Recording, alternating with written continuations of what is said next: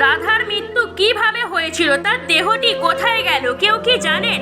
না জানলে চলুন জেনে নিই। বৃন্দাবনে এক শান্ত সন্ধ্যায় রাধার মন অদ্ভুত নিস্তব্ধ হয়ে উঠল। তিনি জানতেন এ লীলা শেষের পথে, কারণ শাস্ত্রে বলে শান্তির মৃত্যু নেই, শুধু সময় হলে তিনি নিজে তত্ত্বে প্রত্যাবর্তন করেন।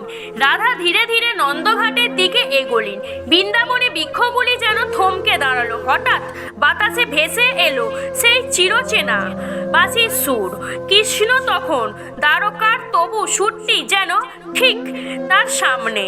রাধার চোখ ভিজে উঠল। তিনি বললেন, প্রভু, আমার লীলা এখানে শেষ, এখন আমাকে ফিরতে দাও তোমার নিত্যধামে। মুহূর্তে তার চারপাশে আলোক ধাম হয়ে উঠল। রাধার দেহ নয়, শুধু তার শান্তির দীপ্ত ছড়িয়ে পড়ল আকাশে। গ্রামবাসীরা দেখল যেখানে রাধা বসেছিল সেখানে শুধু অপরূপ সুগন্ধ আর প্রেমের কম্পন।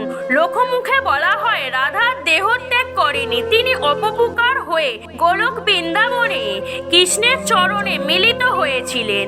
এই রকম ভিডিও পাওয়ার জন্য চ্যানেলটিকে সাবস্ক্রাইব করুন, আমাদের সঙ্গে থাকুন। ভিডিওটি ভালো লেগে থাকলে লাইক, কমেন্ট, শেয়ার করতে ভুলবেন না।